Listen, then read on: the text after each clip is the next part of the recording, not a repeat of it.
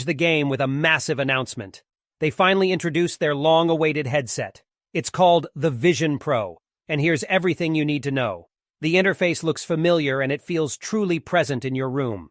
To control it, it relies solely on your hands, eyes, and voice. No controllers required, only subtle and natural gestures and voice input.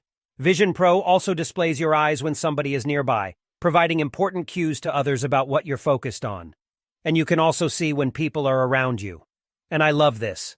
With Vision Pro, your entire world is a canvas for the apps that you know and love. And you can rearrange them however you want to create your perfect setup. You can even place your Mac screen and extend it into a lot of additional screens. With Message, you can receive a 3D object from a friend FaceTime. Now becomes spatial. You can see everyone life-sized, and their voices come from the location that you position them in. There's a 3D camera that will allow you to capture and relive special moments in a fully immersive way. Vision Pro turns any environment into incredible 3D cinematic and gaming experiences. Each eye gets its own 4K display. It's got 2 hours of battery life that connects via a woven cable and a magnetic puck. Now, the thing that's going to scare a lot of people away, the price is